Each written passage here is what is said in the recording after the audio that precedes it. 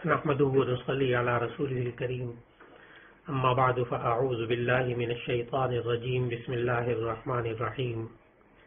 سيقول السفهاء من الناس ما ولاهم عن قبلتهم التي كانوا عليها قل لله المشرق والمغرب يهدي من يشاء إلى صراط مستقيم صدق الله العظيم۔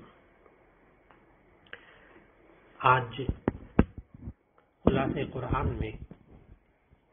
دوسرے پارے کی ابتدا ہو رہی ہے۔ دوسرے پارے میں ابتدا کے اندر تحویل قبلہ کا ذکر ہے، یعنی قبلے کا رخ پھیرنا، اس کا ذکر ہے۔ دراصل نبی صلی اللہ علیہ وسلم جب مدینہ منورہ تشریف لائے ہجرت کرنے کے بعد، تو تقریباً 16-17 مہینے بیت المقدس کی طرف منہ کر کے نماز پڑھتے تھے، لیکن آپ صلی اللہ علیہ وسلم کی دلی آرزو تھی کہ کعبۃ اللہ کو مسلمانوں کا قبلہ بنا دیا جائے، جو کہ حضرت ابراہیم علیہ السلام نے جسے تعمیر کیا تھا، اور آپ صلی اللہ علیہ وسلم کی اس دلی آرزو کو اور دلی تمنا کو اللہ تعالیٰ نے جب پورا فرما دیا، وہ اس طرح کے نبی صلی اللہ علیہ وسلم ظہر کی نماز مسجد بنی سلمہ میں پڑھا رہے تھے، اور اس وقت ظہر کی نماز کے دوران حکم ہوا تو بیت المقدس اس وقت شمال کی طرف، اب بھی شمال کی طرف ہے مدینہ منورہ میں، اور کعبہ جو ہے وہ جنوب کی طرف ہے۔ چنانچہ نبی صلی اللہ علیہ وسلم نے اور صحابہ نے نماز کے دوران ہی اپنے منہ کو قبلے کی طرف پھیر لیا، اور اس طرح تحویل قبلہ ہوا۔ اس کا ذکر اللہ تعالیٰ نے اس دوسرے پارے کے شروع میں فرمایا۔ تحویل قبلہ کا حکم نازل ہونے کے بعد مشرکوں نے اور منافقین نے بہت سے اعتراضات اٹھائے۔ ان میں سے ایک اعتراض یہ بھی تھا کہ ان لوگوں کو ما ولاہم عن قبلتہم التی کانوا علیہا، انہیں کس چیز نے اس قبلے سے پھیر دیا جس کی طرف رخ کر کے یہ عبادت کرتے تھے۔ اللہ تعالیٰ نے ہمیں سمجھایا اور اللہ تعالیٰ کے نبی صلی اللہ علیہ وسلم کو حکم دیا کہ آپ فرما دیجئے کہ ساری سمتیں، چاہے وہ مشرق ہوں یا مغرب ہوں، یہ سب اللہ کی ہیں۔ گویا کہ جس سمت کو چاہے اللہ قبلہ مقرر کر دے، اور اسی لیے اللہ تعالیٰ نے نبی صلی اللہ علیہ وسلم کی آرزو پوری کی، اور نبی صلی اللہ علیہ وسلم کو اللہ تعالیٰ نے بھی اس آیات میں سمجھایا، اور ان منافقین کو بھی سمجھایا کہ دیکھو، کوئی جہت جو ہے وہ کوئی خاص اہمیت اختیار نہیں کرتی۔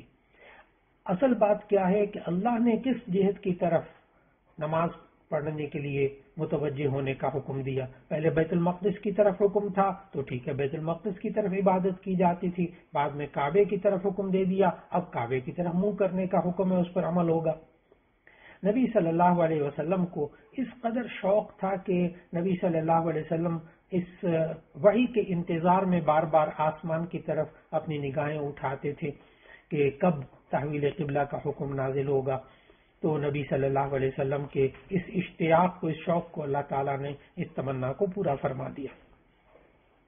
پھر اس کے بعد معلوم ہوا کہ اللہ تعالیٰ نے ان آیات میں بھی بتایا کہ قبلے کا متعین کر دینا یہ بھی نبی صلی اللہ علیہ وسلم پر اور امت پر اللہ تعالیٰ کا بہت بڑا احسان تھا۔ پھر اس کے بعد اللہ تعالیٰ نے تحویل قبلہ کی تفصیلات وغیرہ بیان کرنے کے بعد پھر آیت نمبر 177 سے اللہ تعالیٰ نے ہمیں بتایا کہ نیکی کیا ہے۔ لیس البر ان تولوا وجوہکم قبل المشرق والمغرب،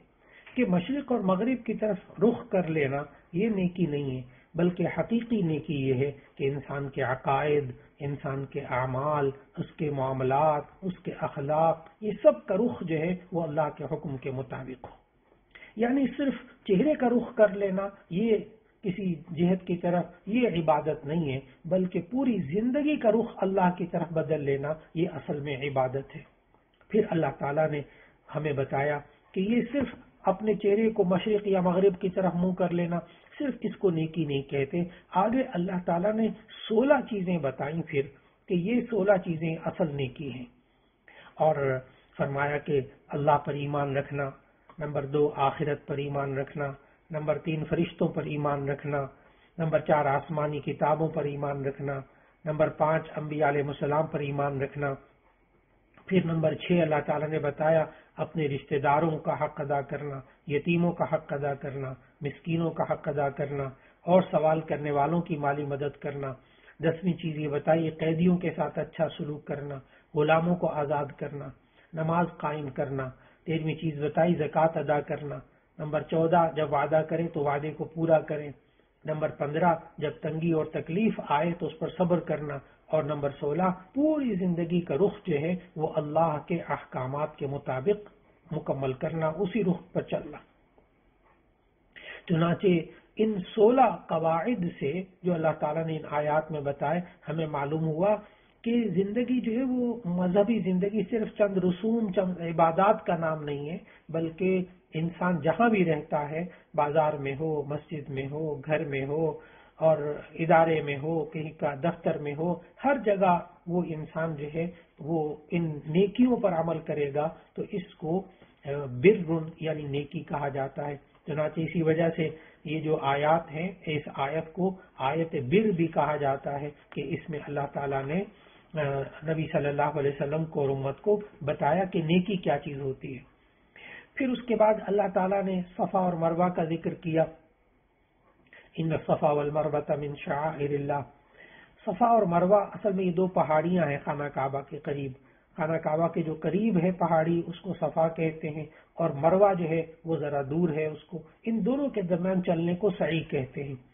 تو جب حاجیوں کے لیے عمرہ کرنے والوں کے لیے سعی کا حکم دیا گیا تو صحابہ کے ذہن پر یہ بوجھ ہوا، کیونکہ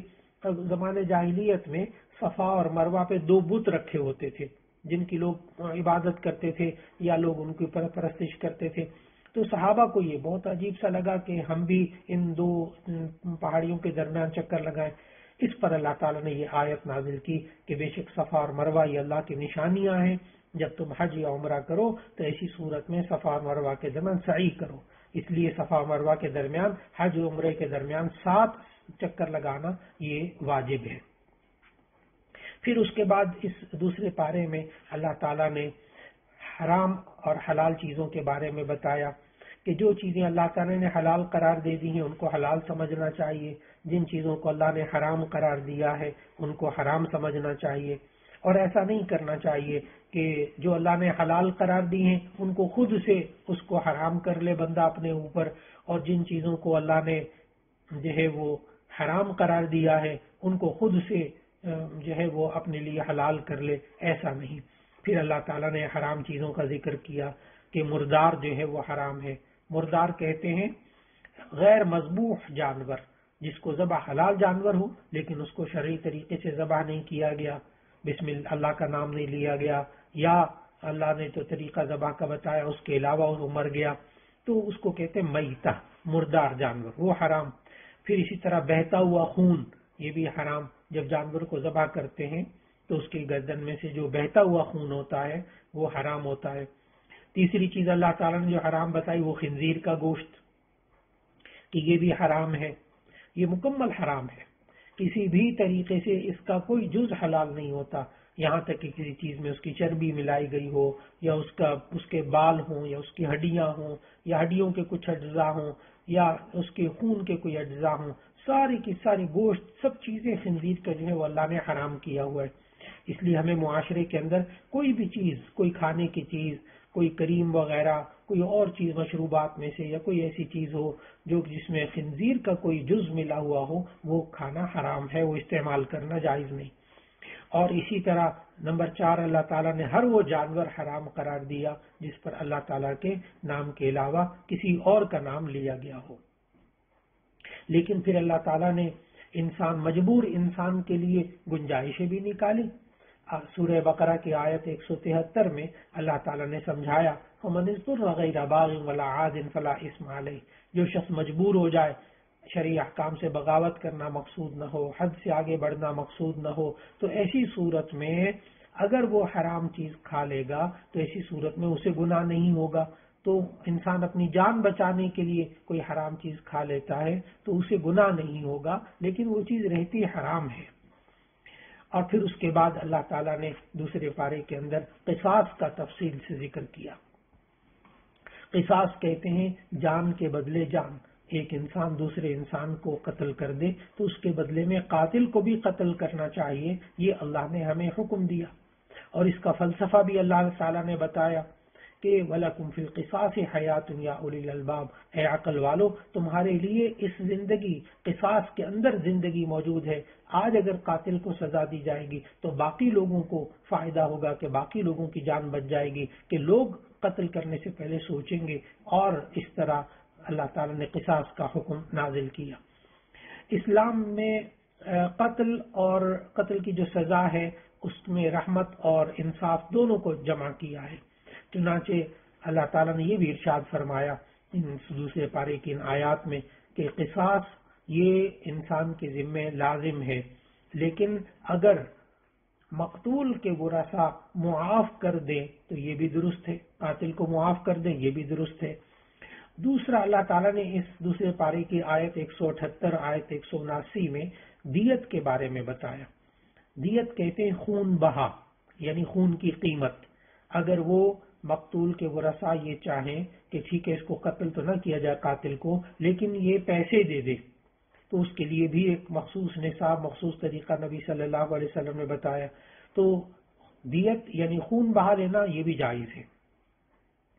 یہ قصاص کے احکام بیان کرنے کے بعد پھر اللہ تعالیٰ نے وصیت کے بارے میں آیت نمبر 180 میں وصیت کرنے کا فرض قرار دیا کہ جب بھی کوئی انسان ایسا ہو کہ جس کی موت قریب آ جانے کا اس کو احساس ہو تو اسے چاہیے کہ وہ اپنے مال کے بارے میں وصیت کر کے جائے، ماں باپ کے لیے کتنا، رشتہ داروں کے لیے کتنا، اولاد کے لیے کتنا۔ یہ پہلے وصیت فرض تھی، یعنی انسان اپنی زندگی میں یہ طے کر کے جائے کہ میرا مال جو ہے وہ کس کس کو ملنا چاہیے اور کس کا کیا حق ہے۔ یہ ابتدائی اسلام میں آیت نمبر 180 کا حکم نافذ تھا کہ ہر انسان اپنی زندگی میں خود اپنے مال کے بارے میں وصیت کر کے مرے۔ لیکن جب سورہ نساء کی آیات میراث یعنی آیت نمبر 11، 13، 12، 13 یہ نازل ہوئی، 11، 12، 13 جسے آیات میراث کہتے ہیں، اس میں جب ہر ایک کا اللہ تعالیٰ نے حق بتا دیا تو اب ایسی صورت میں مفسرین کے نزدیک یہ وصیت والی آیت منسوخ ہو چکی۔ اب انسان اپنی زندگی میں اپنے ورثاء کا حق متعین کر کے اپنی مرضی سے اگر وصیت لکھ کر مر جاتا ہے تو ایسی صورت میں وہ بیکار ہے، وہ کاغذ، وہ اسٹامپ بھی لکھا ہو تو بیکار ہے، وہ وصیت نہیں کر سکتا، صرف اپنے تہائی مال کے بارے میں وصیت کر سکتا ہے۔ اور پھر اس کے بعد اللہ تعالیٰ نے روزے کا تفصیل سے بیان کیا، اس کے روزے کے احکامات دوسرے پارے میں بیان کیے، اور ہمیں یہ سکھایا کہ ہر عاقل بالغ مسلمان پر روزے فرض ہیں، اور روزے کا مقصد بتایا لعلکم تتقون، تاکہ تمہارے اندر پرہیزگاری پیدا ہو جائے۔ پھر اللہ تعالیٰ نے رمضان کی فضیلت بتائی، آیت نمبر 183 اور 185 میں اللہ تعالیٰ نے فرمایا کہ یہ رمضان کا مہینہ وہ مہینہ ہے جس میں روزے فرض کیے گئے ہیں، اس میں قرآن حکیم جیسی کتاب نازل کی گئی ہے، اور پھر اس میں اللہ تعالیٰ نے روزے کے احکامات بتائے کہ جو مسافر ہوں اور بیمار ہوں ان کو روزہ چھوڑنے کی اجازت ہے، لیکن بعد میں ان کو قضا کرنا لازم ہے۔ پھر گزشتہ مذاہب کے اندر بھی اور اسلام کے آغاز میں بھی یہ حکم تھا کہ رمضان کی راتوں میں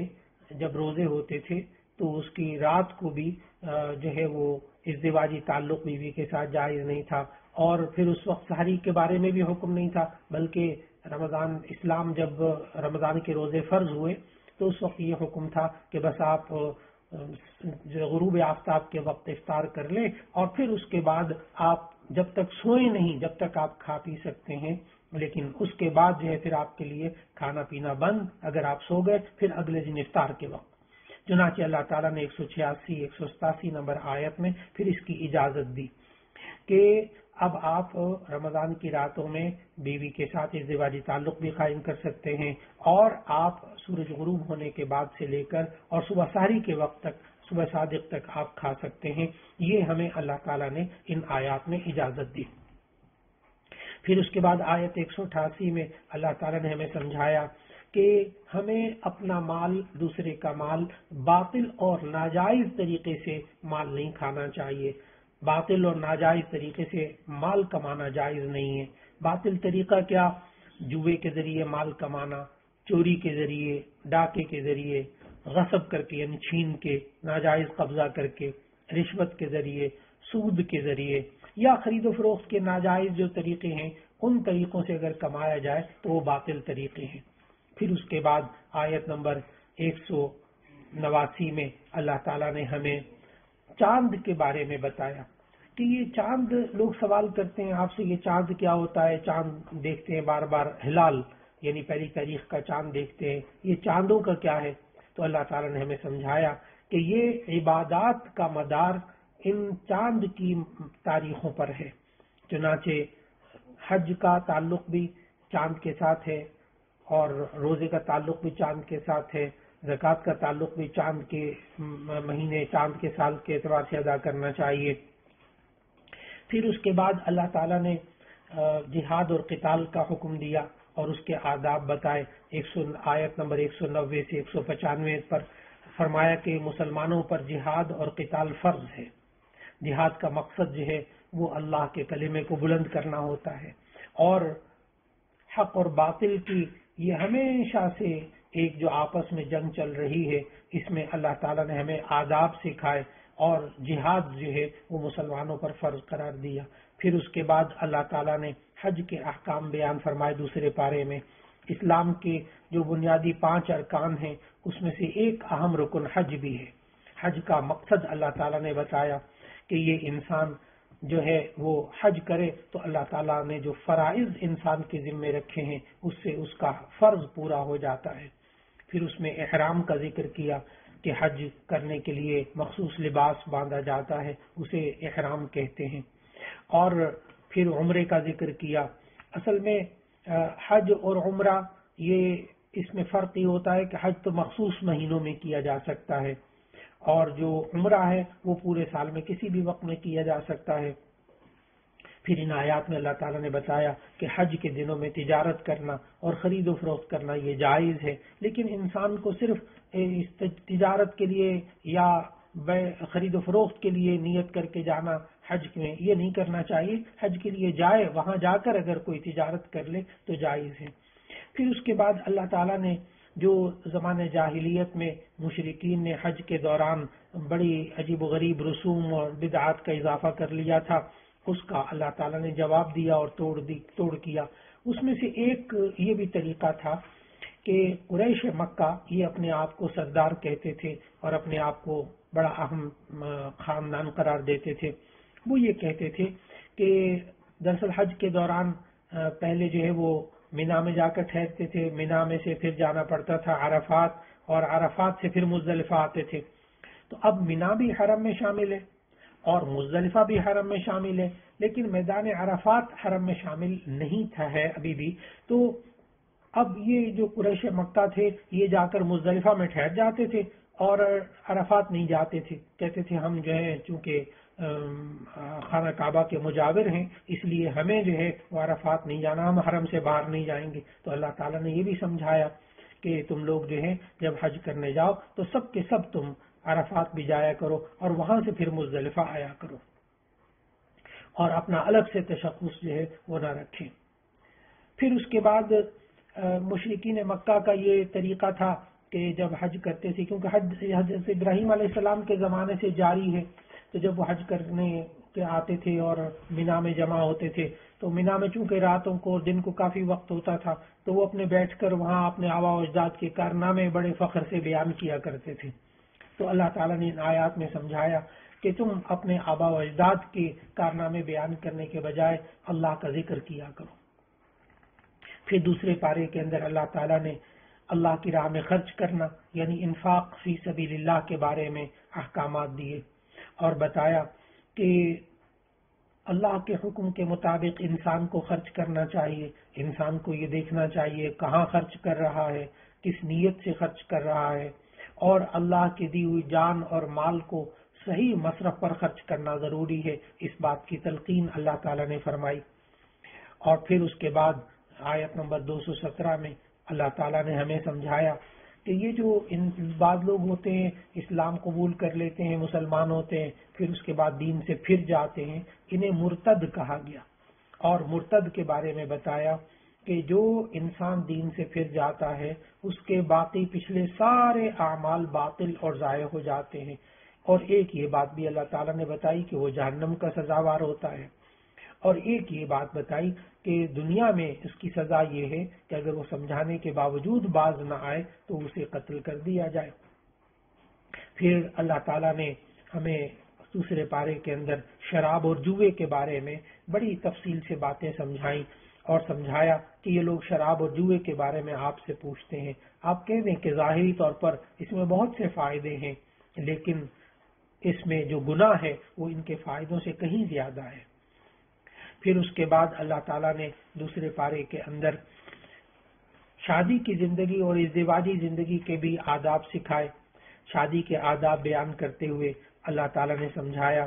کہ جب انسان شادی کرتا ہے تو یہ ایک معاشرے کی بنیاد بنتی ہے، اور آگے نسل در نسل اللہ تعالیٰ پھر اسے انسانوں کی نسلوں کو پھیلاتا ہے۔ اس لیے اللہ تعالیٰ نے اس میں بنیادی طور پر نکاح کے بارے میں 3 حکم دیے۔ ایک حکم تو یہ دیا کہ مشرک مردوں اور عورتوں سے کسی صورت میں نکاح جائز نہیں، یہ آیت نمبر 221 میں یہ حکم موجود ہے۔ اور پھر یہ بھی حکم دیا کہ اہل کتاب سے نکاح کر سکتے ہیں، وہ اہل کتاب جو کہ آسمانی کتابوں پر ایمان رکھتے ہوں اور شرک کا ارتکاب نہ کرتے ہوں، اور ان کتابوں کے اندر جو اللہ تعالیٰ نے احکامات دیے ہیں ان پر عمل کرتے ہوں، تو ایسی صورت میں اہل کتاب عورت سے مسلمان مرد کا نکاح ہو سکتا ہے۔ تیسری بات اللہ تعالیٰ نے یہ بتائی کہ اہل کتاب سے نکاح کرنے کے بجائے کسی مسلمان عورت سے نکاح کر لیا جائے، وہ زیادہ بہتر ہے۔ پھر اللہ تعالیٰ نے ہمیں ان آیات کے اندر ازدواجی زندگی کے بارے میں ہمیں بتایا کہ انسان کو ازدواجی زندگی کا آغاز یعنی رشتوں کی تلاش وہ اخلاق اور دین کے بنیاد پر کرنی چاہیے، صرف یہ نہیں کہ اپنی پسند اور حسب و نسب یا مالداری یا حسن و جمال پر نظر نہیں رکھنی چاہیے۔ اور پھر اس کے بعد اللہ تعالیٰ نے ہمیں اس کے اندر یہ بھی سمجھایا کہ ازدواجی زندگی کا جب آغاز ہو جائے تو اس کے آداب ہمیں سکھائے کہ جب ناپاکی کی حالت میں عورت ہو یعنی حیض کی حالت میں تو اس وقت اس کے ساتھ ازدواجی تعلق قائم نہیں کرنا چاہیے۔ اور پھر یہود کی بھی مخالفت کر دی کہ یہودی جو تھے وہ اصل میں یہود و نصارہ کے اندر 2 بڑی عجیب باتیں تھیں اس بارے میں کہ یہودی ناپاک عورت کو یعنی حیض والی عورت کو منحوس سمجھتے تھے، نہ اس کے ساتھ کھانا کھاتے تھے، نہ اس سے کنگھی کرواتے تھے، نہ اس کو ہاتھ لگاتے تھے۔ تو اللہ تعالیٰ نے ہمیں یہ سمجھایا کہ یہ ناپاکی عورت کی زندگی میں آنا یہ اللہ تعالیٰ کا ایک نظام ہے، اس حالت میں عورت کو منحوس نہیں سمجھنا چاہیے، اس کے ہاتھ کا پکا ہوا کھانا بھی جائز ہے، اس کے ساتھ اٹھنا بیٹھنا بھی جائز ہے۔ لیکن جو نصارہ تھے وہ ایک الگ جو ہے وہ زیادتی میں مبتلا تھے، اور وہ یہ سوچا کرتے تھے کہ نصارہ کے ہاں یہ تھا کہ حالت حیض میں بھی عورت سے جماع کرنے کو برا نہیں سمجھتے تھے، یعنی وہ ایک اور انتہا میں نکلے ہوئے تھے۔ تو اللہ تعالیٰ نے ہمیں اعتدال سکھایا۔ پھر اس کے بعد دوسرے پارے کے اندر اللہ تعالیٰ نے ایلا کا ذکر کیا۔ ایلا کہتے ہیں اگر کوئی انسان قسم کھا لے کہ میں اپنی بیوی کے پاس 4 مہینے تک نہیں جاؤں گا، اللہ کی قسم میں 4 ماہ تک بیوی کے پاس نہیں جاؤں گا، تو ایسی صورت کے اندر یہ ایلا کہلاتا ہے۔ اگر کوئی بندہ 4 مہینے اپنی بیوی کے پاس نہ جانے کی قسم کھا لے تو ایسی صورت میں اگر 4 مہینے سے پہلے چلا جائے تو ایسی صورت میں کیونکہ اس نے قسم کھائی تھی وہ قسم ٹوٹ گئی ہے تو قسم کا کفارہ دے دے، اور اگر وہ 4 مہینے تک نہیں جائے گا تو اللہ تعالیٰ نے ہمیں ان آیات میں سمجھایا کہ یہ خود بخود یہ طلاق واقع ہو جائے گی۔ ہاں البتہ اگر وہ طلاق سے بچنا چاہے تو 4 مہینے کے اندر اندر بیوی سے رجوع کر سکتا ہے اور قسم کا کفارہ دے دے۔ پھر اللہ تعالیٰ نے طلاق کے احکام بتائے دوسرے پارے کے اندر، اور سورہ بقرہ میں طلاق، عدت اور رضاعت یعنی دودھ پلانا بچے کو، اس کی خوب تفصیل سے مسائل اللہ تعالیٰ نے بیان فرمائے۔ طلاق کے بارے میں اللہ تعالیٰ نے دوسرے پارے میں ہمیں سمجھایا کہ میاں بیوی کے درمیان اگر کوئی وجہ ایسی سامنے آ جائے جس کی وجہ سے طلاق دینا چاہتا ہے تو یہ طلاق دے سکتا ہے، لیکن زمانہ جاہلیت کے جو طلاق کے طریقے تھے ان کو اللہ تعالیٰ نے ختم فرما دیا۔ زمانہ جاہلیت میں طلاق کی کوئی حد مقرر نہیں تھی۔ روایات میں جامع ترمذی کی حدیث میں موجود ہے کہ لوگ 100 طلاقیں بھی دے دیتے تھے، پھر رجوع کر لیتے تھے، پھر طلاق دیتے تھے، پھر رجوع کر لیتے تھے، تو انہوں نے ایک طرح سے زندگی میں مذاق بنایا ہوا تھا۔ لیکن اسلام کے اندر اللہ تعالیٰ نے ہمیں سکھایا، اور خاص طور پر سورہ بقرہ کے اندر تفصیلی احکامات دیے کہ اگر ایک طلاق بیوی کو دی جائے تو ایسی صورت میں انسان رجوع کر سکتا ہے، 2 طلاقیں دے دی جائیں تب بھی رجوع کر سکتا ہے، لیکن 3 طلاقیں اگر دے دیے تو ایسی صورت میں رجوع کا حق باقی نہیں رہتا۔ یہ اللہ تعالیٰ نے آیت نمبر سورہ بقرہ کی 229 کے اندر طلاق کے احکام بتائے۔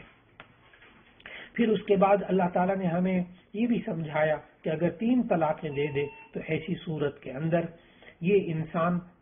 بغیر حلالے کے یہ عورت دوبارہ حلال نہیں ہوگی، یعنی 3 طلاقوں کے بعد اگر یہ عورت پھر کسی مرد سے خود شادی کر لے اور شادی کرنے کے بعد وہ مرد خود اپنی بیوی کو طلاق دے دے، پھر یہ پہلے شوہر کے لیے حلال ہو سکتی ہے، لیکن حلالے کے لیے پہلے سے جو ہے وہ تمام باتیں شرائط کے طور پر طے کر کے کروانا، یہ حلالہ کرنے والے اور کروانے والے پر نبی صلی اللہ علیہ وسلم نے حدیث میں لعنت فرمائی ہے۔ اس لیے طلاق سے بچنا چاہیے، ہمیشہ بچنا چاہیے کہ یہ طلاق ایک ایسی حلال چیز ہے جو کہ نبی صلی اللہ علیہ وسلم نے فرمایا ابغض الحلال عند اللہ الطلاق، کہ اللہ کے نزدیک سب سے ناپسندیدہ چیز حلال چیزوں میں سے وہ طلاق ہے۔ تو طلاق سے بالآخر بچنا چاہیے، لیکن اگر ضرورت پیش آ جائے تو اس میں بھی علماء سے پوچھ کر شرعی طریقے سے طلاق دینی چاہیے۔ ہاں البتہ اگر بیوی جو ہے وہ شوہر کے پاس رہتے ہوئے ایسی چیزیں جیسے شوہر بہت مارتا ہے، پیٹتا ہے، ظلم کرتا ہے، یا کوئی اور وجہ ایسی خاص ہو تو ایسی صورت میں ہمیں دوسرے پارے کے اندر اللہ تعالیٰ نے خلع کے آداب بھی بتائے کہ یہ انسان خلع بھی لے لیتا ہے۔ خلع یہ ہے کہ عورت اس شرط پر کہ پورا مہر یا اس کا کچھ حصہ واپس کرنے کے بدلے میں طلاق مانگے تو اس کو کہتے ہیں خلع۔ اور پھر اس کے بعد ہمیں اللہ تعالیٰ نے رضاعت کے احکام بھی اس دوسرے پارے میں بتائے۔ رضاعت کہتے ہیں کہ ماں اپنے بچوں کو دودھ پلائے، اس لیے آج دور جدید کے اندر جدید سائنس جو ہے وہ اتنی تعلیم کرتی ہے کہ اپنے بچے کو ماں کو چاہیے خود دودھ پلائے، لیکن اللہ تعالیٰ نے نبی صلی اللہ علیہ وسلم کے ذریعے 1450 سال پہلے ہمیں یہ باتیں بتا دی تھی کہ بچے کا حق ہے کہ یہ ماں جو ہے وہ اس کو دودھ پلائے، اور پھر اس کے آداب سکھائے کہ اس ماں کے جو ہے وہ کھانے پینے کا خیال رکھنا چاہیے، اس ماں کے لباس کا خیال رکھنا چاہیے، اور کسی کے اوپر زیادتی نہ ہونے پائے، یہ اللہ تعالیٰ نے سکھایا۔ پھر اس کے ساتھ ساتھ دوسرے پارے میں اللہ تعالیٰ نے عدت کے بارے میں بتایا۔ عدت کہتے ہیں طلاق کے بعد یا شوہر کے فوت ہونے کے بعد جتنی دیر عورت اور شادی کرنے سے رکی رہتی ہے اس کو عدت کہتے ہیں۔ سورہ بقرہ میں اور یہ دوسرے پارے میں اللہ تعالیٰ نے 2 قسم کی عدتیں بتائی ہیں۔ ایک عدت تو طلاق کے بارے میں بتائی کہ اگر طلاق کی صورت میں عدت ہو تو ایسی صورت میں 3 حیض تک رکے رہنا یہ طلاق کی عدت ہے، اور اگر شوہر فوت ہو جائے تو اس کی عدت اللہ تعالیٰ نے بیان فرمائی آیت نمبر 234 میں کہ وفات کی عدت شوہر فوت ہو جائے تو ایسی صورت میں 4 ماہ 10 دن تک عورت کو رکا رہنا چاہیے۔ اور پھر اسی طرح زمانہ عدت میں اللہ تعالیٰ نے یہ بھی سمجھایا کہ عدت کے زمانے میں عورت کو چاہیے کہ وہ نکاح نہ کرے اور نکاح کا پیغام وغیرہ بھی نہ دے، یہ آداب سکھائے۔ اور پھر اس کے بعد اللہ تعالیٰ نے دوسرے پارے کے آخر میں جہاد کے بارے میں ہمیں سمجھایا، اور پھر اس کے ساتھ ساتھ آخر میں اللہ تعالیٰ نے طالوت اور جالوت کا واقعہ ذکر کیا کہ جس میں ہمیں جہاد کے احکام بھی سمجھائے، جہاد کے آداب بھی سمجھائے، اور پھر سمجھایا کہ موسیٰ علیہ السلام کے زمانے میں ایک وقت ایسا آیا موسیٰ علیہ السلام کے بعد کہ ایک بادشاہ تھا جالوت نامی۔ جالوت جو تھا وہ ظالم بادشاہ تھا، تو اس وقت اللہ تعالیٰ نے طالوت جو کہ ایک بادشاہ تھا اور اللہ کا نیک بندہ تھا اس کو یہ حکم دیا، اور اس نے اپنے لیے لشکر کو تیار کیا۔ اس لشکر میں نوجوانی کے زمانے میں حضرت داؤد علیہ السلام بھی شامل تھے۔ تو طالوت جب لشکر لے کر نکلا اور اپنے لشکر کو سمجھایا کہ دیکھو اللہ تعالیٰ نے یہ آیات میں ذکر کیا کہ دیکھو یہ جو راستے میں اب نہر آئے گی اس میں سے کوئی پانی نہیں پیے گا،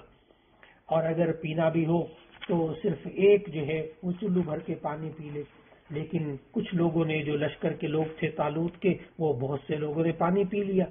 اب جب وہ سامنے جالوت اور اس کا لشکر آیا تو اب ان کی ہمتیں ختم ہو گئی اور یہ اس کے لڑنے کے قابل نہ رہے اور کہنے لگے ہم تو نہیں لڑ سکتے. تو پھر ایسی صورت کے اندر اللہ تعالیٰ نے داؤد علیہ السلام کو توفیق عطا فرمائی کہ داؤد علیہ السلام نوجوانی میں یہ جالوت کے لشکر میں تھے اور انہوں نے اس کو قتل کر دیا، ظالم بادشاہ جالوت کو. تو پھر اللہ تعالیٰ نے داؤد علیہ السلام کے بارے میں ذکر کیا دوسرے پارے کے آخر میں